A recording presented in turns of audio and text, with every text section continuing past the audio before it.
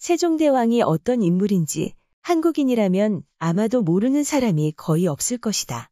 세종대왕을 다룬 소설도 많고 드라마도 영화도 적지 않은 덕분이기도 하리라.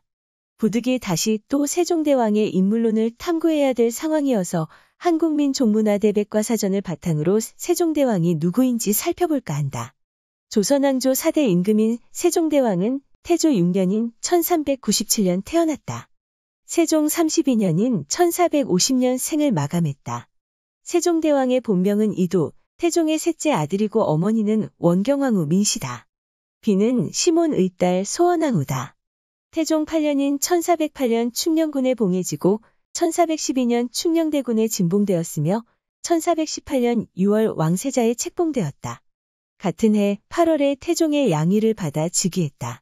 태종 이방원이 왕세자 양녕대군을 선택하지 않고 셋째 아들 충녕대군의 왕위를 물려준 것은 그만큼 충녕대군의 인간성과 능력이 뛰어났기 때문이다. 태종은 충녕대군을 세자로 책봉하기로 결정하며 이렇게 말한다. 충녕대군은 천성이 총민하고 또 학문에 독실하며 정치하는 방법 등도 잘 안다. 태종은 충녕대군을 어진 군주감으로 일찌감치 점찍어 두었던 것이다. 이렇게 해서 왕위에 오른 세종대왕은 한민족의 가장 위대한 역사 인물 중 한 사람이 되었다. 세종대왕 재임 시절은 우리 민족의 역사상 가장 찬란한 문화를 이룩한 시대였다. 물론 이 시기엔 정치적으로도 매우 안정됐고 경제 분야와 사회 분야의 기틀도 마련되었다. 태조 이성계가 역성혁명을 통해 고려를 무너뜨리고 세운 조선왕조의 국가적 체계가 확고하게 다져진 시기였다. 아버지 태종은 강력한 왕권을 확립했다. 덕분에 아들 세종대왕은 비교적 순탄하게 통치를 할 수 있었다. 조선왕조 개국 공신들이 거의 다 사라진 뒤였고 피비린내 나는 왕자의 난이나 숙청을 하지 않아도 되는 시기였다. 세종대왕이 집권하던 시절 집현전을 통해 많은 학자가 양성돼 인물들이 넘쳤고 관료들의 정치 기강도 비교적 건전했다.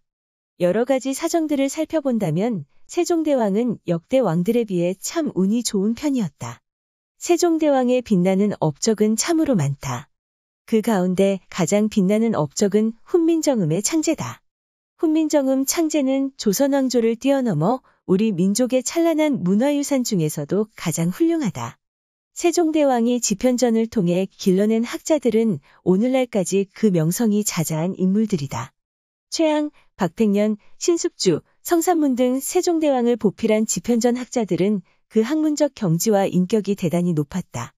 이들의 도움을 받아 세종대왕은 성군 중에 성군이 될 수 있었다. 이성계가 세운 조선왕조는 500년 동안 이어졌다. 조선왕조의 역대 임금은 27명이었다. 그 가운데 세종대왕만큼 훌륭한 임금은 찾아보기 힘들다. 아버지 태종은 왜 큰 아들에게 왕위를 물려주지 않고 셋째 아들인 세종대왕에게 왕위를 물려주었을까? 세종대왕은 공부벌레로 유명하다. 그는 책 속에서 시대의 지혜를 얻고 현장 경험을 통해 실무를 익혔다. 똑똑하면서 부지런하니 태종은 어린 세종대왕을 눈여겨보았던 것이다. 왕위에 오른 세종대왕은 태종의 선택이 틀리지 않았음을 여실히 보여주었다. 태종이 단단히 다져놓은 안정된 정치적 기반 위에서 세종대왕은 어려서부터 꿈꾸던 이상 국가를 건설하기 위해 오랫동안 준비해두었던 국가 정책들을 한 가지 실현해 나갔다. 혹자는 세종대왕을 레오나르도 다빈치에 비유한다. 그러나 세종대왕이 이룬 업적을 보면 레오나르도 다빈치는 비교 대상이 안 된다. 세종대왕 시절에 이루어진 한글 창제, 치국이, 혼천애, 역법, 음악, 의석, 지리지, 법제 등의 업적을 헤아려 보자면 어떻게 레오나르도 다빈치와 비교하겠는가. 세종대왕은 그 많은 업적을 쌓는 동안 수많은 역경을 이겨냈다. 그의 업적들이 하루아침에 뚝딱 이루어진 것이 아니고 인간이 감당하기 힘든 고초 속에서 이루어졌다. 세종대왕은 자신이 구상하는 이상국 가를 만들기 위해 우선 자신의 지혜와 소양을 부지런히 닦았다. 그런 뒤 자신의 가치를 공유할 수 있는 당대 최고의 인재들을 공들여 골랐다. 그런 다음 인재들과 함께 이상 국가 건설을 위한 밑그림을 그렸다. 그 뒤 흔들리지 않고 설계된 국정을 실현했다.